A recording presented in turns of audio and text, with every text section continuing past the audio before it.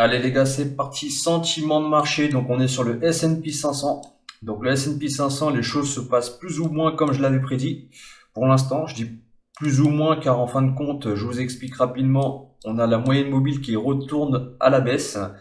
Donc c'est pas forcément un bon signe. Donc les deux scénarios à envisager, c'est simple, c'est que le premier, soit on vient buter sur le pivot et on repart à la baisse. Donc ça c'est le scénario baissier. Et puis on aura une moyenne mobile derrière qui, elle, va bien sûr, hop, repartir elle aussi à la baisse. Tac. Donc ça, c'est le scénario que je n'envisage pas, ou plutôt que je ne veux pas qu'il se produise. Ou plutôt, du moins, je préférais qu'il se produise là, maintenant, tout de suite. Et comme ça, on est débarrassé une bonne fois avec la dernière vague baissière. Et on repart sur un cycle haussier. Et le deuxième scénario possible, en gros, ça serait tout simplement qu'on vient retitiller le pivot, hop, et repartir à la hausse. Tac, et puis la moyenne mobile, elle, qui vient, elle aussi, repartir à la hausse. Et puis là, donc, on aurait un pivot bien défini, et puis une cassure ici sur le volume, de préférence. Et là, on serait pas trop mal pour resurfer un cycle haussier. Surtout que pour l'instant, malheureusement, je dis malheureusement, parce que quand on va sur, par exemple, le Nasdaq, on voit que là, c'est clairement baissier. Si on casse ce niveau, hop, donc cette zone de support, alors là par contre ça serait la dégringolade parfaite. Ça serait, on serait forcément parti dans un style un peu, si je remonte un peu dans l'historique, vous voyez, on serait parti dans un style un peu comme ça là, tac, boum, une grosse chute comme en 2019 comme en 2009 pendant les subprimes ou la bulle des technos. Donc là, ça serait la dégringolade parfaite et ça peut durer facilement. Vous voyez, 2021 jusqu'à 2022, 23, 2001, 2002, 2003, ça fait 2 ans quasiment qu'elle a duré celle-ci. Et sur les subprimes, on était plutôt sur du 1 an, ouais, à peu près 1 an. Donc là, bah, du coup, on serait parti pour une année 2023 bien baissière. Donc j'espère pas en arriver là. Sinon, ça veut dire que je resterai en grande partie cash pour l'année prochaine. Sur le DAX, on a quoi de beau? Donc sur le DAX, vous voyez que même la moyenne mobile ici, elle est en train de retourner possiblement à la baisse. Et là, du coup, pour l'instant, on serait plus ou moins... c'est compliqué à dire, il n'y a pas de belle pattern. On aurait éventuellement ici, hop, un biseau bien défini sur le DAX qu'on a cassé à la hausse avec des volumes. Et là, du coup, bah, c'est soit du coup sur le DAX par exemple, hop, on aurait une moyenne mobile, tac. Et puis lui qui, alors attendez, lui je l'ai mal fait. Lui qui en gros nous ferait une sorte de double top, de double bottom, pardon. Je l'espère. Ou sinon, ça serait comme sur le 440 que je vous ai montré la semaine dernière. En gros, ça serait tout simplement qu'il vient retourner dans son biseau, hop, et repartir à la baisse. Donc pour l'instant, on n'y est pas encore, on ne sait pas. On verra bien ce que nous donnera comment dire, le début d'année 2023 pour avoir plus ou moins plus de précision, on va dire, sur le marché. Si je regarde le Dow Jones, donc le Dow Jones, lui, c'est pareil. Donc là, on avait un très beau double bottom qui a été fait. Bon, non, je dis très beau, mais il est pas top le double bottom, hein. Donc le V, vous le voyez ici, il n'était pas top du tout. Ensuite, on avait quand même un petit pivot bien défini. Hop, un petit pivot bien défini comme ça là. Il a été cassé ici avec de très faibles volumes, donc c'est pas une grosse cassure, donc c'est pas ce qu'il y a de mieux. Moi, la pattern, elle est pas belle du tout. Donc le Dow Jones, il est pas bon. Enfin, moi personnellement, quand je vois ça, je trouve que c'est pas beau du tout. On n'a pas de tendance bien définie. On est sur du baissier plus ou moins. Mais tant qu'on n'aura pas au moins cassé le support qui est là, ça sera difficile vraiment de se dire qu'on est sur un cycle baissier, hein. Tac, on serait plutôt sur, du coup sur un ranch. Donc là, on va faire du ping-pong, les gars. Hop, hop, entre la bande haute et la bande basse, on va sûrement switcher. Et là, on serait plutôt, tel que je vois le graphique du Dow Jones, on serait plutôt sur ça en fait. Un style un peu comme ça, là, comme celui-ci. Vous voyez, là, on a une bande haute. Hop, une bande basse. Et là, ça nous fait du ping-pong. Et là, ça a duré combien de temps ça? Ça a duré 2015, 2017. Ça a duré quasiment 2 ans. Et puis là, regardez, volume, cassure du pivot ici, là. Ici, avec un léger regain de volume. Et derrière, boum, on est parti sur un énorme cycle. Un énorme cycle ici, là, qui a duré 1 an et qui était vraiment de qualité. Vraiment de qualité. Donc tu rentrais ici, tu surfais. Et là tu mettais un petit stop en dessous de la cassure. Tu rentrais et là tu surfais, boum, tu surfais une belle hausse. Et là ça serait bien que qu'il se passe la même chose du coup sur les marchés. Donc notamment sur le Dow et sur le S&P 500 par exemple. Mais on n'y est pas encore comme je vous l'ai dit. Donc, faut attendre, faut attendre, faut attendre. On verra bien ce que l'année 2023 nous donne. Voilà, voilà. Donc, sentiment de marché pour cette fin d'année très mitigé. C'est dommage parce qu'en général, les fins d'année, c'est souvent là où ça part en gros bull run. Et en janvier, c'est souvent en janvier-février que ça commence à consolider. Donc là, c'est pas le cas. Donc c'est dommage. Donc à voir. Pour l'instant, il n'y a rien à faire. Allez, on va faire un petit tour rapidement sur l'Ethereum. Non, sur le Ripple, pardon, sur le Ripple. Donc sur le XRP. Donc le XRP, pour le moment, on n'a pas grand-chose, les gars, hein. C'est comme je vous ai dit la semaine dernière et la semaine d'avant, il n'y a rien à prendre sur les crypto-monnaies. Le cycle n'est pas entamé. Il faut qu'il devienne bien mature. En gros, il faut qu'il devienne mature comme ça ici. Vous voyez ici, là, faut qu'il se passe la même chose. En gros, il faut tout simplement qu'on ait la chute, c'est ce qui s'est passé. Il faut qu'on ait la moyenne mobile qui redevienne haussière comme ici, là, vous voyez, et après, elle repart sur un cycle haussier.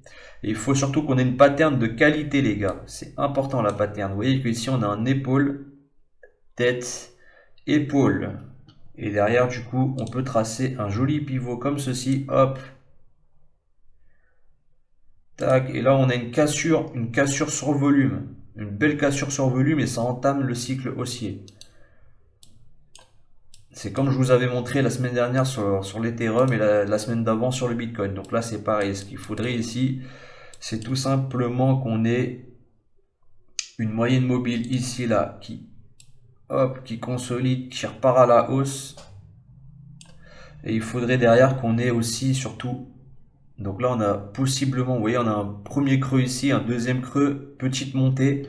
Et là, on reconsolide. Donc là, ce qu'il faudrait, c'est qu'en gros, hop, ça vienne faire encore possiblement un épaule-tête-épaule pour repartir à la hausse. Et après, bien sûr, tu traces ton pivot. Je pense que vous l'avez compris depuis le temps, depuis les 2 semaines où je fais les vidéos. Tu traces ton pivot de cette manière. Et là, tu rentres ici avec des gros volumes pour surfer une hausse. Donc ça, on pourrait appeler ça une recovery, dans un sens. Une recovery, c'est en gros une action qui est sur un cycle baissier interminable et qui, au bout d'un moment, atteint son plus bas, tout simplement, et qui commence à ranger dans une bande haut et basse. Je vais vous en montrer une là, d'ailleurs. Et en gros, elle commence à ranger. Bah tiens, je vais la montrer maintenant, comme ça sera fait. D'ailleurs, vous allez rigoler, mais je l'ai pris. Je suis rentré en position dedans. Tac, c'est celle-ci, Water Drop. Vous voyez, je suis rentré en position, regardez, il y a un petit gain de 69 $. Sympathique, je suis rentré dedans il y a 2 jours, il me semble, je crois que c'était hier, je suis rentré dedans, non? Je suis rentré dedans quand?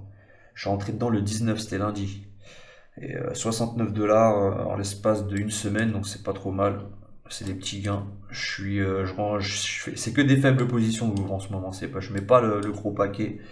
C'est ainsi qu'on est trop dans un marché instable aujourd'hui pour que je puisse me permettre, pour que je puisse commencer à mettre des grosses sommes. C'est hors de question. Je préfère trader des petites sommes avec des belles patterns comme celle-ci. Donc vous voyez, ça c'est une recovery, c'est ce que je vous disais, donc regardez. Donc là concrètement, on avait une action qui était à 11 $, qui s'est bien cassé la gueule. Vous voyez, donc là le titre il est inintéressant, il est nul tout simplement, on va être droit au but. Mais derrière, qu'est-ce qu'on a? Regardez, on a une pattern de qualité. On a ce qu'on appelle une large base. Donc là, c'est partie de ping-pong, comme je vous ai dit. Partie de ping-pong entre la bande haute et la bande basse. Hop, un beau range. Donc là, boum, on vient taper en bas, on remonte en haut, on revient taper en bas, on remonte en haut, on revient taper en bas, on revient taper en haut. Et là, regardez ça. On a une cassure ici avec des gros volumes. Donc là, si je me mets sur une unité de temps en journalier, vous voyez, en journalier, moi, je suis rentré un petit peu au-dessus de la cassure. Donc là, regardez. Donc gros volume, énorme cassure. Donc il a perforé le pivot. Derrière, on a une confirmation qui arrive un peu tardivement. Donc là, on est encore en dessous de la mèche. On a une confirmation qui arrive ici. Donc moi, je suis rentré. J'ai un peu hésité à rentrer. Et je suis rentré en gros au-dessus de la confirmation. Et derrière, donc là, ça nous fait une sorte de climax run. Un climax run, c'est quand une action, en gros, elle part tout de suite à la hausse. Donc en général, un climax run, c'est sur... bah écoutez, attendez, je vais vous montrer ça. On va ouvrir une petite page internet. Un climax run. Hop. Qu'est-ce que c'est qu'un climax run? C'est ça un climax run. Vous voyez, voilà, c'est ça un climax run. Ça monte là et boum, ça perfore le pivot et boum, ça part à la hausse. Comme on a sur le Bitcoin. Souvent, on a ça sur le Bitcoin aussi. Vous voyez, là, là, on a un pivot ici. Il perfore le pivot et boum, il part. Il n'a pas le temps. C'est un sprinter. C'est pas un sprinter de 100 mètres, c'est un sprinter de 100 mètres x 10. Voilà. Donc là, c'est ce qu'on a. Il a perforé là, il part vite à la hausse. Mais voilà, donc là franchement il peut venir taper 4 $, 5 $, 6 $, même plus encore. Et au bout d'un moment il va chuter. Il va nous faire un peu comme GameStop. Donc voilà, donc là concrètement je suis rentré dedans, c'est une recovery. On a une chute au préalable, on consolide.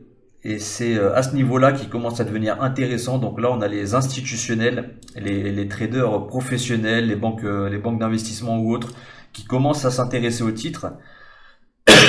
Et là, ça perfore le pivot et ça commence à partir.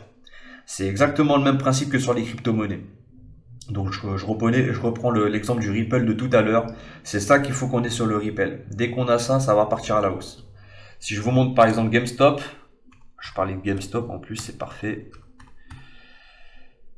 C'est quoi, c'est celui-là GameStop hein. Le corner qu'on a eu, le short squeeze qu'on a eu l'année dernière, c'est ça. C'était l'année dernière, je crois. Ouais, l'année dernière. Vous voyez ici, regardez ça. On a ici, c'est le même principe. On a une recovery. Donc là, on a une action qui se casse complètement la gueule. Donc là, regardez, tendance baissière, elle se casse complètement la gueule. Elle est inintéressante. Et là, regardez, on a tout simplement ce qu'on appelle une recovery. Donc on a une large base qui se peaufine.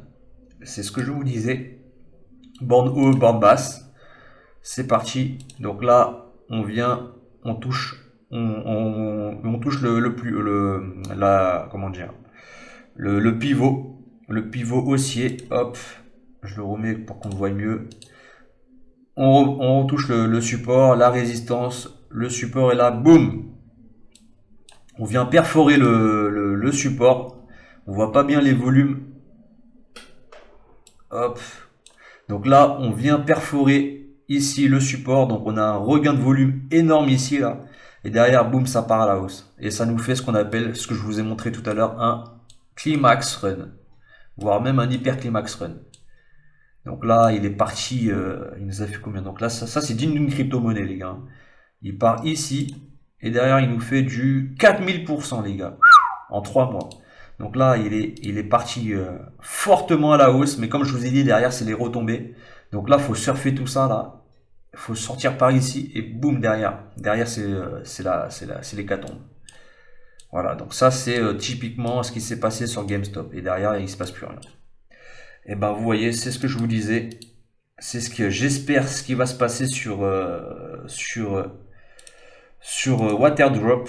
Donc là, j'espère qu'il va se passer une sorte de GameStop, que ça va partir vite à la hausse et se recasser la gueule. Et d'ailleurs, je pense à faire une formation sur les recovery. Pour ceux qui aiment bien trader les actions explosives, donc vous avez ma formation crypto explosif que vous pouvez trouver dans la description. Je vous laisse cliquer en bas.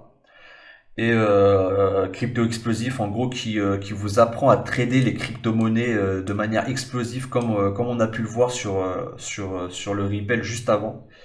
Et du coup, je me tâte à créer la même formation pour les actions et trouver ce genre de pattern de recovery et les trader pour une explosivité à la hausse. Voilà, voilà. Donc les gars, c'est tout pour cette vidéo. Donc on aura fait un petit sentiment de marché, un petit tour sur le Ripple. Je vous ai montré un petit cas pratique sur une recovery. Et voilà, donc les gars, n'hésitez pas à vous abonner, à mettre un j'aime sur la vidéo comme d'habitude.